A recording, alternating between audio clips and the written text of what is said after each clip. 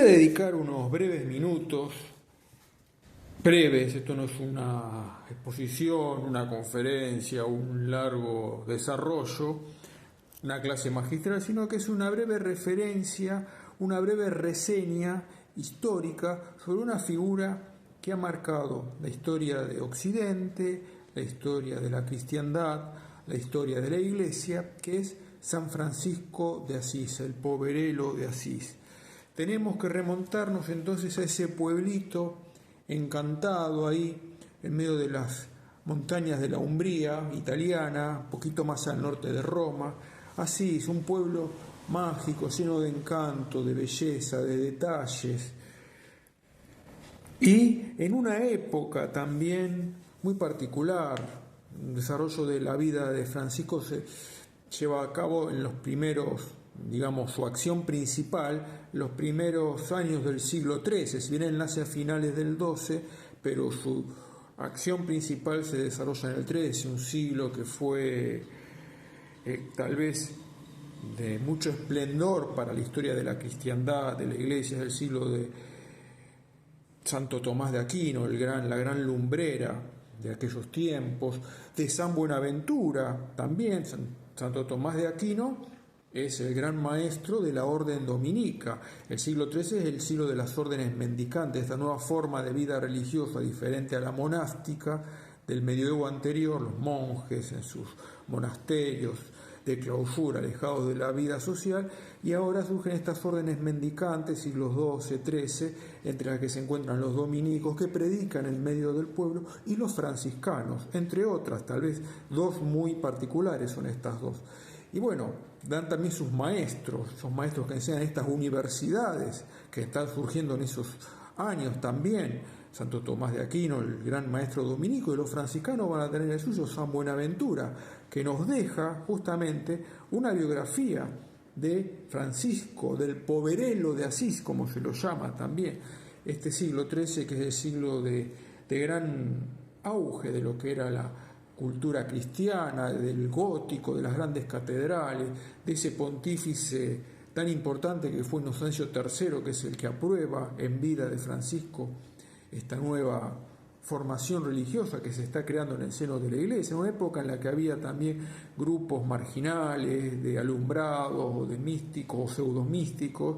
Aparece una figura como la de Francisco, que dentro del cauce de la Iglesia viene a proponer cosas nuevas, tan nuevas como el Evangelio. En realidad lo nuevo era volver a la esencia profunda del Evangelio. Y bueno, San Buenaventura nos describe la vida de Francisco en la obra que él compuso referente. Por supuesto que Buenaventura tiene obras dedicadas a la altísima teología, sobre todo en la línea del agustinismo, pero también nos narra la vida de este humilde servidor de Dios que fue Francisco. Mucho se ha escrito sobre Francisco y los franciscanos se han multiplicado luego en la historia de la Iglesia, han surgido muchas familias franciscanas,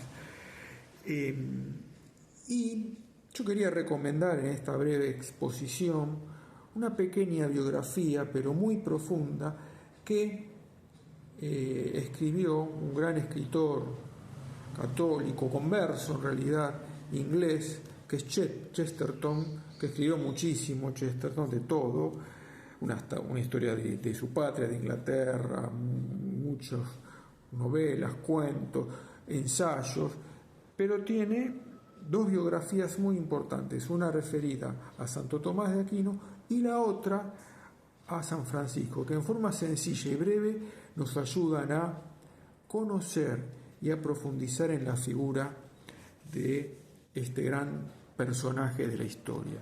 Muy recomendable entonces la obra de Chesterton sobre San Francisco de Asís. Muy económica seguramente, se la debe conseguir muy fácilmente. Uno entra en un buscador y consigue la obra y puede luego tener una lectura profunda, productiva, que haga tan bien al alma. ¿Qué podemos decir de Francisco? Por supuesto que no pretendo hacer una biografía, ya lo decía, de Francisco, solamente señalar algunos aspectos. Nace en 1182, muere en 1226, tan solo 44 años de vida, divididos en dos periodos de 22. Los primeros 22 años un tanto disipados, entregados a las alegrías del mundo de aquellos tiempos, las alegrías de trovadores, de cantos, de reuniones, de amistades, y luego la vida seria, profunda del encuentro con Dios y de la entrega a Dios y al prójimo. Una vida totalmente entregada al servicio, como ya decía, de Dios, del prójimo, de los más pobres. Él, que venía de una familia de mercaderes ricos, decide abrazar la pobreza. No porque la posesión de los bienes sea algo malo en sí, sino para mostrarnos que delante de Dios el verdadero bien, el verdadero valor es el amor de Dios, el amor al prójimo. Entonces Él quiere mostrarnos cómo el corazón no tiene que afincarse en forma avarienta a los bienes de este mundo, que si uno los posee y Dios lo quiere está muy bien, pero que sobre todo el primer lugar lo tiene que ocupar el amor, la entrega a Dios, la entrega al prójimo. Entonces él abraza esa pobreza absoluta, deja los bienes que por herencia le hubieran pertenecido y se abraza a la dama pobreza. Pero no es la pobreza como un fin en sí mismo, sino la pobreza como un medio para encontrar al Creador y al Redentor. Y yo uso estas dos palabras, Creador y Redentor, porque son las dos formas en las que Francisco encontró a Dios. Lo encontró como el Creador, él fue un gran admirador de la creación, del hermano Sol, de la hermana Luna, del hermano Árbol, del hermano Lobo, de los pájaros. Todo a él le hablaba de un orden que no tenía un fin en sí mismo, no era el árbol en sí, o el pajarillo en sí, o el lobo en sí, sino que eran las criaturas de aquel sublime artista, de aquel supremo creador, en las que él lo veía reflejado.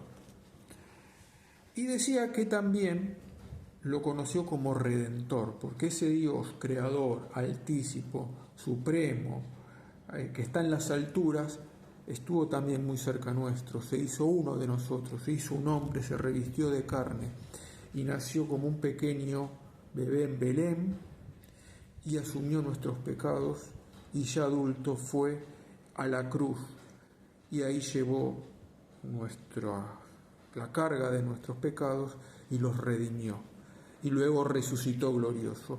Entonces estas dos imágenes del Dios pequeño, niño en Belén y crucificado, también nos hablan de Francisco, porque Francisco nos mostró ese Dios. Él fue el gran promotor de los belenes, de los pesebres, que son tan comunes en nuestras Navidades. Él es el que inicia esta costumbre, esta tradición de recrear ese niño, ese Dios hecho niño, y también fue un gran devoto de la cruz. Él decía que el libro principal en el que aprendía el amor de Dios era la cruz, a tal punto que el divino crucificado lo hizo participar de sus llagas, ¿no? Francisco llevó las llagas del Redentor, así como algunos discípulos suyos en nuestros tiempos. Un gran discípulo de Francisco que llevó esas llagas es el Padre Pío, que nos habla también de este misterio, del Dios que asume la pobreza, que asume la cruz y que muestra de este modo su amor a todos nosotros. Quisiera terminar con un breve texto de San Buenaventura, justamente en esa biografía que nos narra de Francisco. Se puede creer que el Señor, el Dios Altísimo, por intermedio de Francisco fue un instrumento, un medio simplemente, abrió los ojos de los hombres sencillos para que puedan contemplar las maravillas de Dios.